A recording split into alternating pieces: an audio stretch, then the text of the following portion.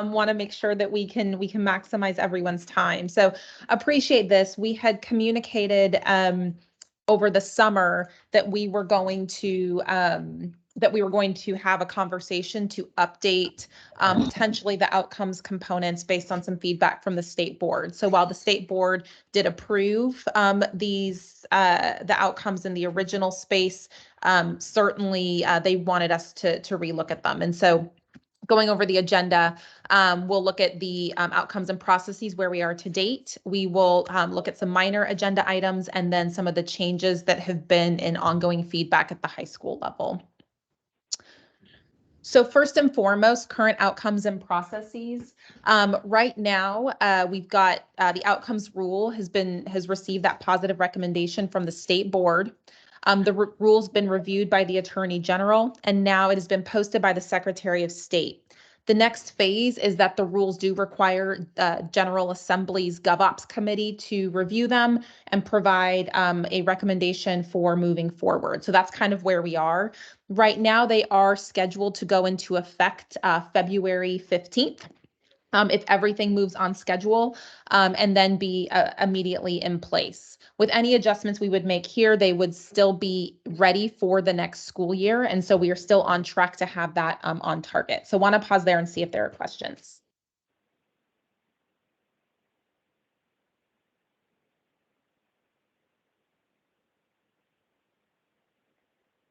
Okay, great.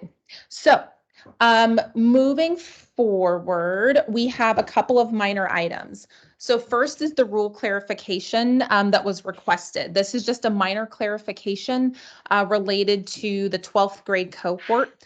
Specifically, it's to make sure that everyone knows that you get one outcomes bonus. Students can't earn multiple. That's just going to be some language edits in the rule that weren't there the first time. Although it can be interpreted multiple ways, we certainly don't want that. We want one clear way to interpret the rule. The rest is just kind of some follow-up information that was requested. So we explored using individual student TISA scores with our vendor SAS. And for the purposes of that high stakes funding and accountability, we had a pretty long set of meetings with SAS. We can't implement it for this school year. What we wanted to make sure is that we had multiple years of data that would give us a really good sense of kind of the limitations and scope of what we would be looking at. So what we have done is we are working with SAS, and they will spend this year using last year's data and this spring's data to model some possibilities about how we can have individual student level growth, give some options for this group. We can then look at that over the summer. If you would like to make changes in how growth is calculated or looked at for the purposes of outcomes funding, you will have a few options from that SAS vendor. We decided they were the best partners since they obviously do TVOS for us, and that would be able to go into effect for spring of 24. So these are just some of kind of the updates to our last conversation. We did not get any new recommendations or requested modifications for elementary and middle school. So this is just a reminder of what the rule says. Students in third grades who are proficient in third grade ELA or fourth grade who were not proficient the prior year but make significant growth would get an outcomes bonus in that year. Middle school students who are proficient or make significant growth in both ELA and math would also get an outcomes bonus. So those we don't have any changes recommended, and then no one submitted any items for discussion here. So just wanted to clarify that those would continue on, and GovOps will be looking at those in the next several weeks. So for high school, this is the one that quite a bit of conversation at this from the state board perspective, but then also just in follow-up feedback, commentary. And one of the things, and we'll look at the data on the next slide, but we didn't have the cohort data at that point in the summer. And so that's kind of triggered this meeting, which I publicly committed to over the summer at the state board when they voted. The current proposal you see here, the concerns that we've heard with our current proposal are that, one, it's not aligned to the accountability system. We did acknowledge that last year, but part of the challenge was we didn't have a full set of data in which to do that. There's a lot of kind of concern about rigor. There's kind of the limiting options for LEAs, and that it really drove folks to overemphasize certain pathways or programs of study. I know we heard that quite a bit even in our discussions. and then some complications and a little bit of confusion related to the outcomes funding and if there's funding left over, but what about years when there isn't, and it not being as concise as folks might have wanted. So the change that has been requested in terms of the feedback we've received has been to actually align it to Ready Grad indicators, but have it be an outcomes as opposed to our accountability system, which is much more on participation. It does require some new data collection that we have to do anyway, but I do want to acknowledge that some of this data we could not run for this meeting because we don't collect the pass or credit earning for EPSOs. We collect participation because, again, it's participation in the accountability system, not necessarily the outcome. So this recommendation at this time is for ACT reaching a 21 or higher, or achieving a 4-point increase, and then 2 EPSOs, achieving 4 EPSOs, or earning an industry credential with 2 EPSOs, and ASVAB with 2 EPSOs. What we would need to do is we would launch a pilot for the 23-24 related to post-high school metrics and make a recommendation. That continued to be feedback we got. We got it earlier, and that hasn't changed. We don't have the data. It's going to be a pretty significant lift in terms of even figuring out how to do that. So what we would recommend putting into a rule at this time is the department's commitment to running a pilot to be able to at least present you with information about how this would look. And that is kind of a separate metric related to post-secondary outcomes. We still do not have a path forward there. So these are really the changes requested here. It is taking kind of what we had and broadening the number of opportunities and options. So keeping it more aligned to Ready Grad and not just on ACT and industry credentials, but then adding the outcomes piece of that. So you have to actually earn the credit. And that was pretty overwhelming, the kind of type of feedback that we've received. And want to have the discussion there, but certainly want to make sure from a data perspective, this is what we're looking at. Among the 2022 graduating cohorts, we had about almost 72,000 students. About just over 64,000 of them graduated on time. Of those students, 22,466 hit that 21 or higher on the ACT. It's just over a third of students. Separately, we had just over 3,000 students who grew at least 4 points. And so that's kind of the total numbers that we'd be looking at, which is 23,478 students would receive that high school outcomes bonus specific to the ACT only. For earned Tier 3 industry credential, for the 21-22 school year, you see that adds just about 4,000 students to that. And then for the number of students who met the Ready Grad indicator for the accountability, just so you can kind of see the apples to apples comparison, it's about 40% in 21, just over 41% in 22.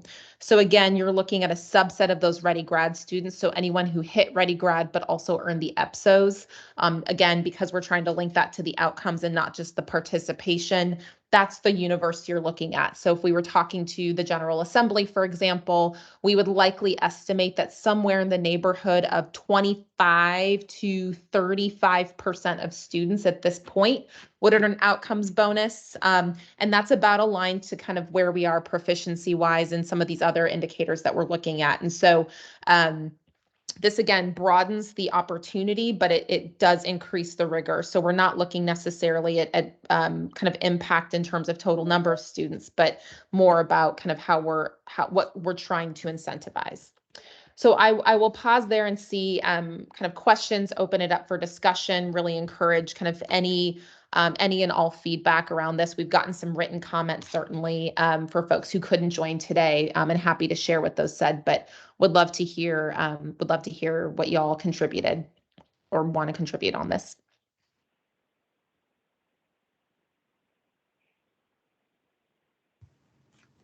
Hey, this is Jason Golden. I was curious about the TVOS with SAS not being able to get a formula in place or the programming in place. Is there any plan related to the funding that would have been earmarked in the current fiscal year or the 23 fiscal year for that, given that TVOS is on a curve, statistically speaking, for every 5, there has to be a 1, that kind of thing. Wow. Where's that money going to go this first year? Yeah, so this first year, what we're doing is we have kind of a 3-part strategy from a checks and balances perspective. So department psychometricians, our vendor, so Pearson psychometricians, and then SAS are going to work together to measure significant growth. We will not do it on a comparative scale. It will be based on spring of 22 to spring of 23. The law says significant growth because we don't have a way to do that like we do with evaluations, et cetera. I know we had talked about going from one band to the next band. I think we, in talking to the psychometricians, we can be more, I don't want to say accurate, but I'm going to say accurate than that. So that way, those students who are in that really broad approaching band who still show significant growth from the bottom of approaching to the top will still be counted. So we're going to kind of have all 3 of those psychometricians validate the way that we calculate that data, but that way we'll still have elementary and middle school included. So will that just be not funded the first year? It'll be funded this first year. It'll just be based on the spring 23 data. So we can't get you what that's going to look like, but you'll still get the money. Gotcha. Yep. Since I had the proverbial floor, I'm curious about the EPSOs. Has there been any talk about expanding the EPSOs or modernizing that list a little bit?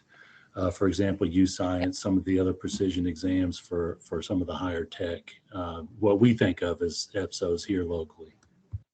Yeah, that we're actually, so there's a 2-part conversation. I want to kind of start by saying, thank you for saying that and woohoo, because we definitely want to have that broader conversation. What we're doing right now is we're having a similar kind of committee talk related to the CTE and TISA rules to make sure that we're giving that same breadth of options. There was a lot of feedback during the rulemaking process that it limited, because we had statewide demand, it really limited some of the local demand. So we're trying to broaden that a lot more so the funding is appropriate.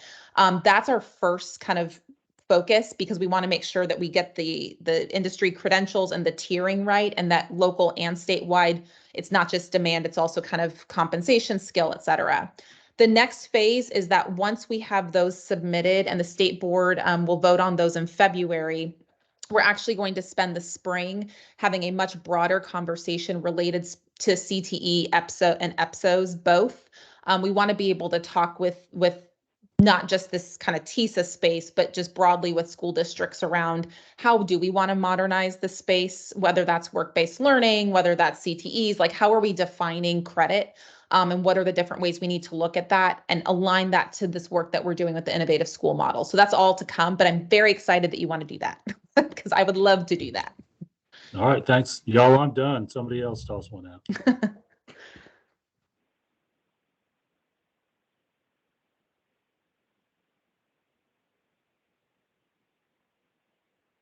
I know it's riveting to not just create the rule, but to update the rules. So I want to say it's like that with the holidays coming up. I know it's a big ask, but does this resonate with folks? Do people feel like better or worse, about the same? I think that even that's fine. We don't have to take the whole time. I just it was a big enough change where it warranted the conversation.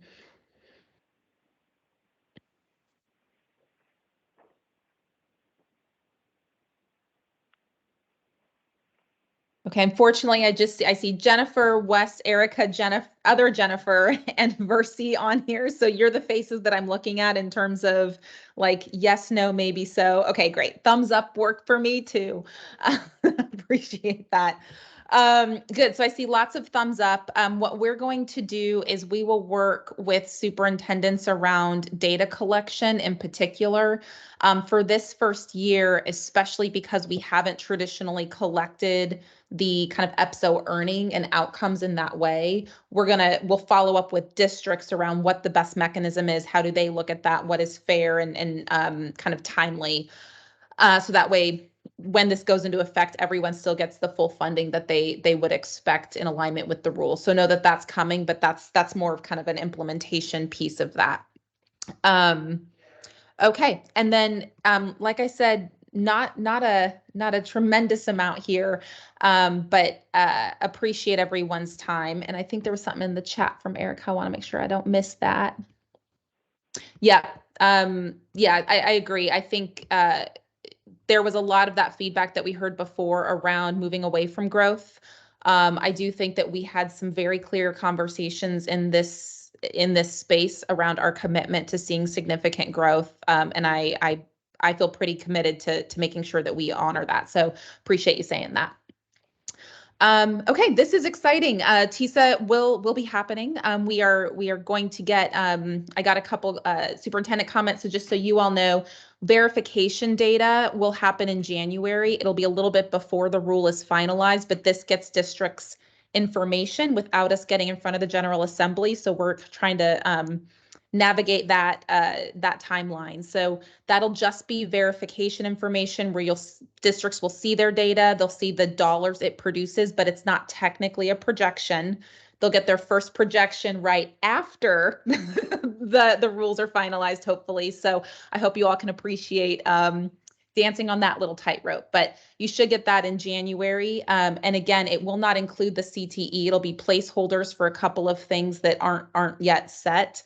But it won't be, that'll be your lowest possible number. And certainly it'll be higher than what most folks are getting now, or at least the same. That's in the rule. So excited about that moving forward. We'll have a lot of PD, and then just want to appreciate you and your time in sitting on this and helping us work through what I hope is going to continue to be a big deal for kids, and have a very, very happy holiday season. Appreciate all of you very much. Thank you. Happy holidays. Bye-bye. See y'all. Happy holidays. Thank you. Thank you. Bye. Bye, Betsy. Bye.